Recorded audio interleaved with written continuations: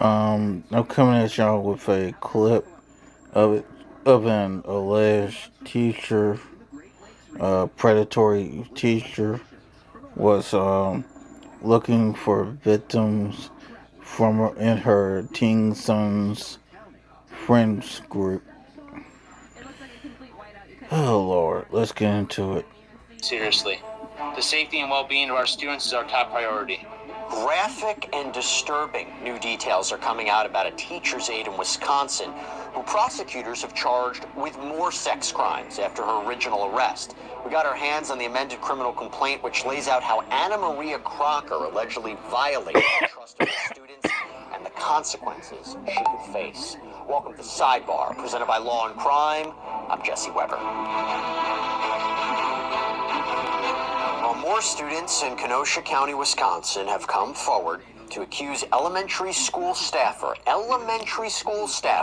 33-year-old Anna Marie Crocker, of sexual assault. Crocker was originally charged last month with 3 felonies, but on November 1st, an amended complaint was filed. So now those charges, they're up to 7. And during a court hearing, the prosecutor said that her office is being flooded with tips and said that this is just the tip of the iceberg. Authorities say Crocker, a mother of 4, forced herself on her son's 12-year-old friend during a sleepover. She's also accused of sending explicit messages to several other teenagers. Crocker was an educational assistant at Riverview School in Silver Lake, which has students from kindergarten through 8th grade. She was fired at a specially called school board meeting in October. There is no playbook on how to handle situations this disturbing and sensitive in nature. And our administrative team and office staff handled this situation promptly and with the utmost seriousness and care. And for that, we are grateful for their leadership throughout this matter. Let us be clear. The Silver Lake Salem Joint 1 School District takes this matter extremely seriously. The safety and well-being of our students is our top priority. We are committed to maintaining a safe and nurturing environment for everyone in our district. Anyone that seeks to harm or prey on children will not have a place in our school community. To that point, Anna Crocker was arrested Wednesday morning and removed from the district promptly. Her employment with the district has since been terminated. Personalization.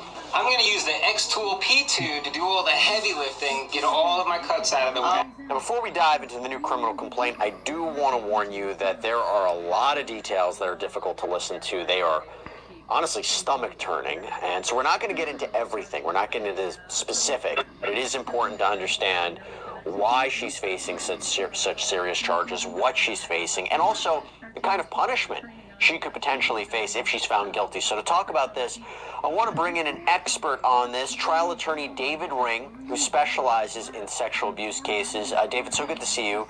Thank you so much for coming on. Let me first just start real quick with the laundry list of charges that Crocker faces, and also the sentencing guidelines if she's convicted. So we have first-degree child sexual assault. This is sexual intercourse with a child under the age of 13. Our understanding carries up to 60 years in prison. Possession of child pornography, at least 3 years, no more than 25 years.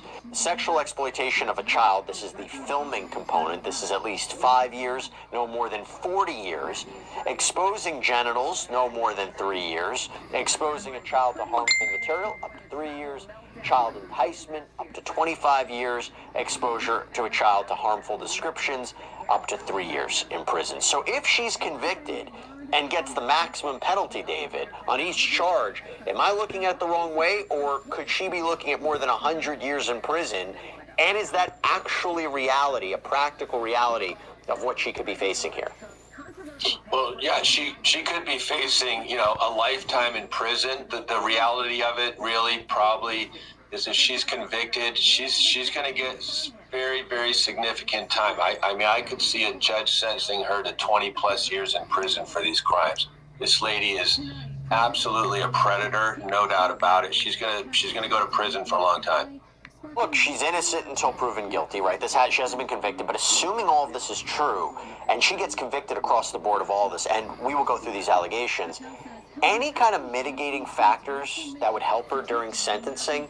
Is it mental health issues, her upbringing, what was going on in her life, anything like that that could factor in to a case like this? All of those elements you just mentioned could factor in. The fact that she's got young children. She's obviously a mother with 4 children that apparently are, teenagers or younger. That could factor in. And the mental health aspect could also factor in. We haven't heard much about that, so we don't know. But look, she's going to have to, assuming she's convicted, she's going to have to bring in either experts or friends or relatives. We're going to have to come in and testify as to give some explanation of why she acted this way. I don't know if that's going to carry the day, though, because these are heinous crimes, if true. By the way, a little more background on Miss Crocker here. So we looked at her criminal history on TruthFinder. All we had to do was put in her name and her location, and the powerful background checker was able to pull up information about her. We were able to confirm that Crocker was convicted of speeding, had to pay a $225 fine. No other criminal history was listed.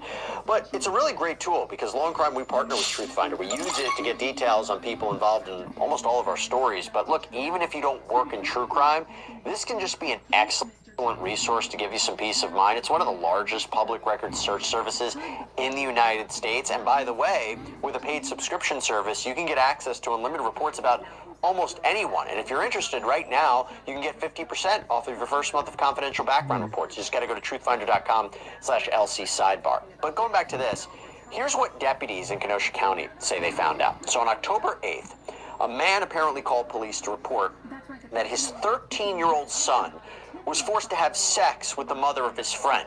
The alleged victim, identified as ZG in the probable cause statement, told deputies that he met Crocker's son at school. They were friends. He said that he had been to Crocker's home, quote, countless times. And the probable cause statement says, quote, ZG described the defendant as acting crazy every time he is over there because she is a heavy drinker. ZG then described an incident that occurred 9 to 10 months ago in the wintertime. He was at the defendant's house for a sleepover with some friends. Throughout the evening, they played basketball, went for a walk, and played video games. Everyone went to bed around midnight. ZG slept on the couch in the basement. While asleep on the couch, he was woken up by the defendant, who was naked. The defendant had removed ZG's pants and was on top of him. Eventually, his friends heard noises and went downstairs. The defendant tried to hide, but his friends saw what happened. ZG went upstairs and told his friends what happened, and then went to bed. David, that is just horrifying. And also, it makes you wonder why it doesn't come out until so much longer. You have the allegation that this happened to this young boy, but also people see it as well. Talk to me what your thoughts are on this. This is cannabis and mushrooms in a can. You ever tried anything like that? Shoot, let me try that! It smells good. It's nice, right? But also people see it as well.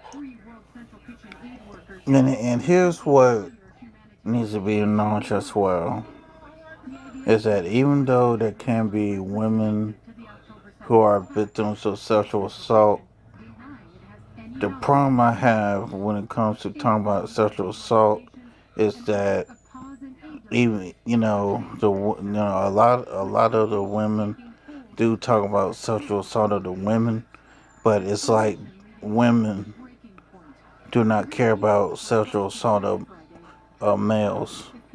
And the thing is, these are young boys who are being essayed. And we need to speak up on it.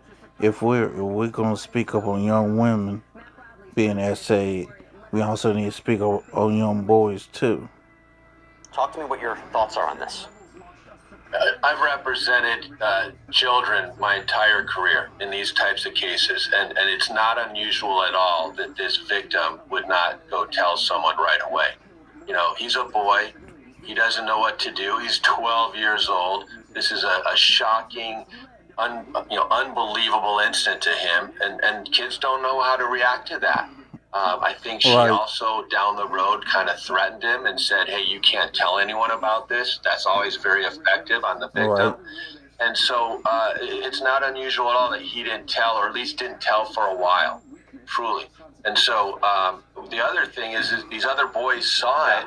Again, it's not unusual for other boys who saw it not to tell. I mean, they're probably talking amongst themselves, But for them to go to an adult and say what happened, they probably think no adult's going to believe this. Yeah, but you know what? There was also apparently rumors that were going around the school about what the students saw, about what happened. And I just imagine if there's rumors going around, people are talking about, how did the school staff not know about it?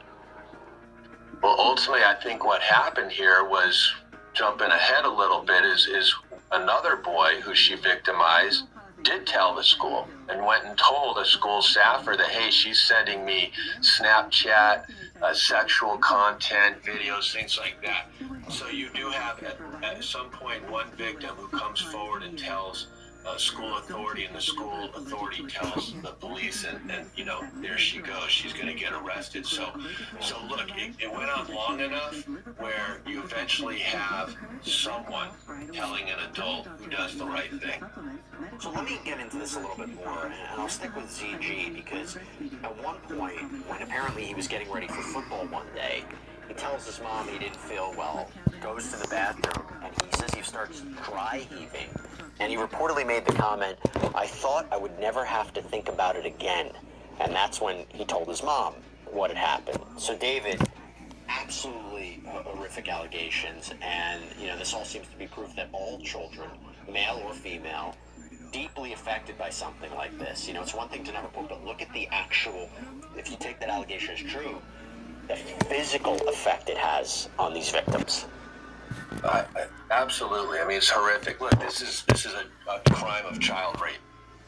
If the allegations are true, this lady went downstairs and took this boy's clothes off. 12-year-old boy. She's 33 years old. Took this boy's clothes off. And 12-year-old. raped him. And so you can imagine the impact that has on a young kid, on anybody, even an adult. Yeah. But the impact on this young kid who doesn't have the tools to know what to do, who doesn't have anyone to tell, doesn't think he can tell anyone, he's holding it inside for a long time. Yeah. And it's not unusual to have physical symptoms, physical sickness arise because of what happened. Truly horrific crime.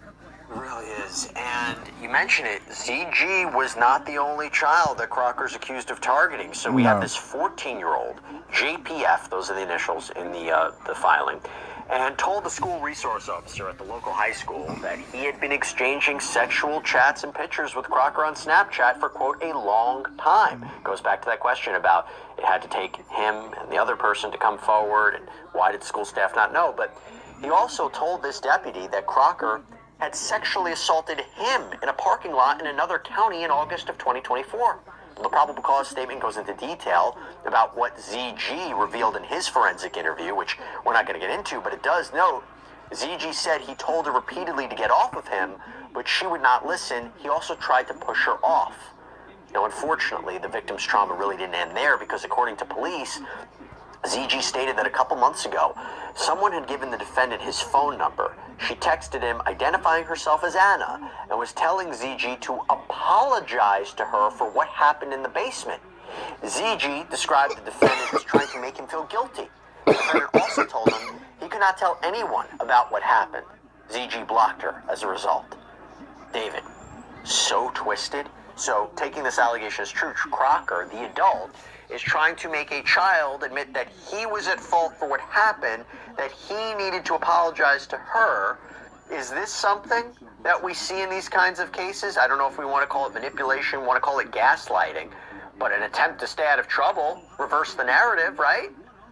Absolutely. I mean, it's you see perpetrators try to make the victim feel like it's the victim's fault.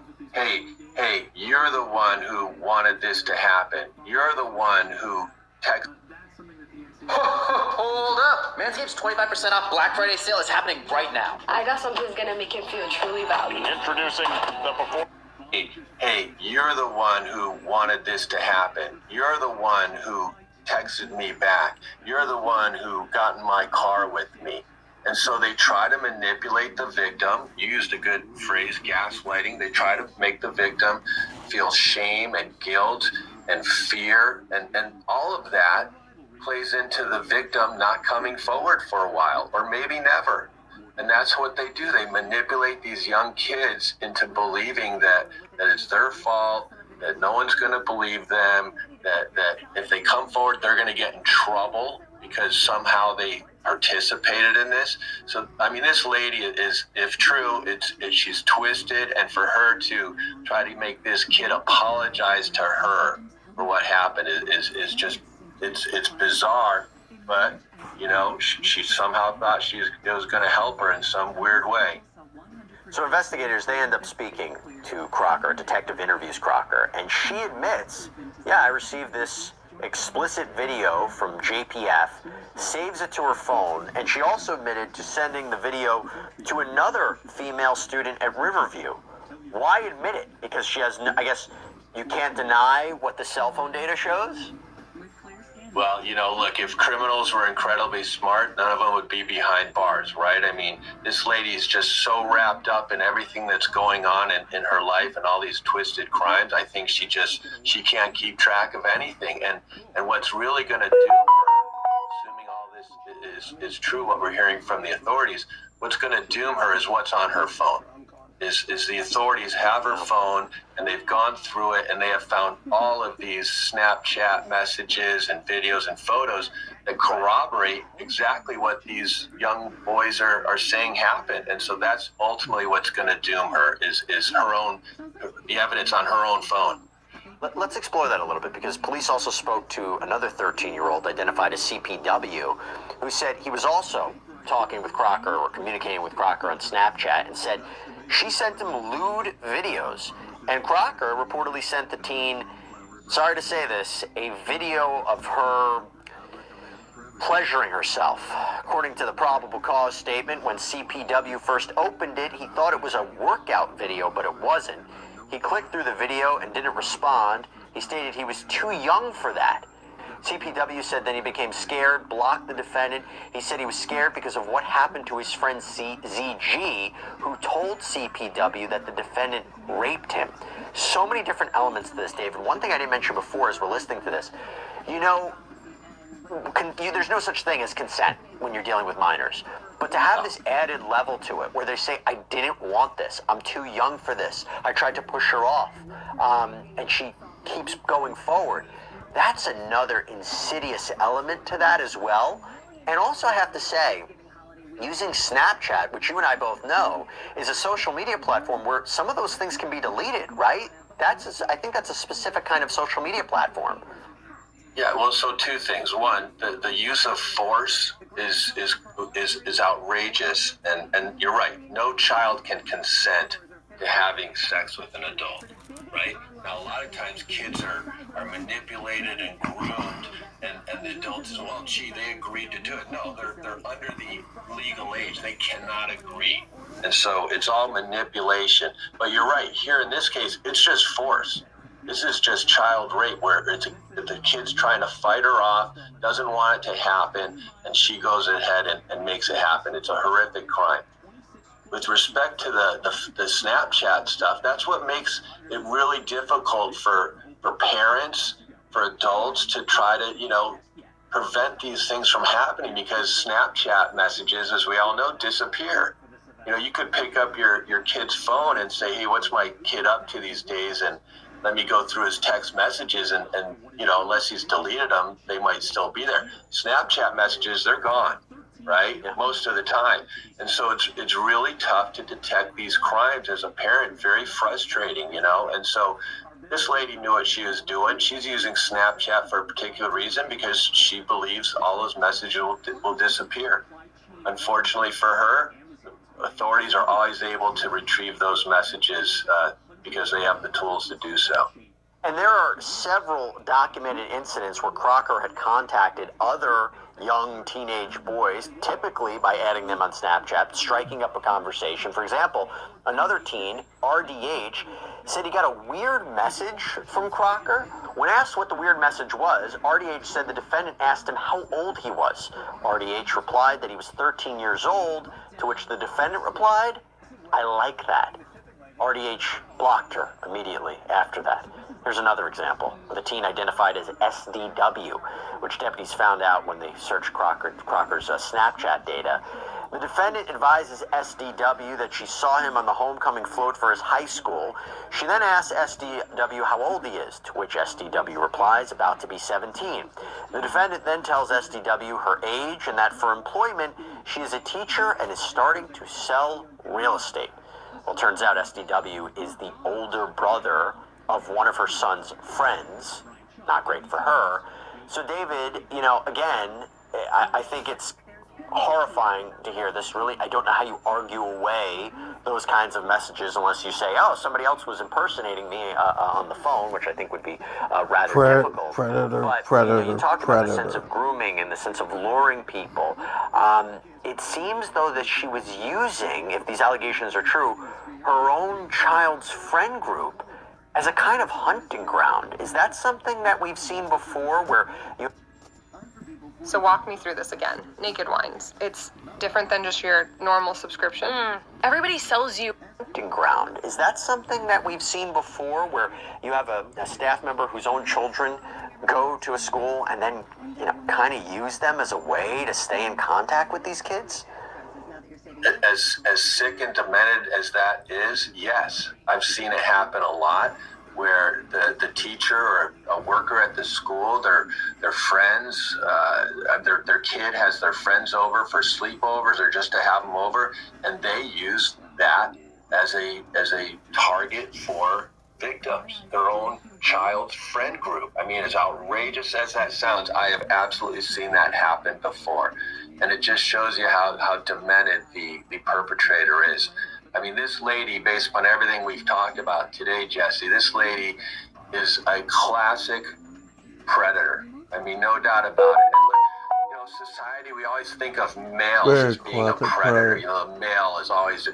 Hey, this lady is as bad as they get. She's a female predator going after young boys, and she's manipulating them using, sex and videos and sexual talk to draw them in and then to take advantage of them. Because there's so many alleged victims here, and now the prosecutor in the county is saying she's receiving tons and tons of tips, if there are more alleged victims or more instances or more witnesses to this, is the school district liable at all for any of this? It should be. Find out about this and then stop it? That remains to be seen.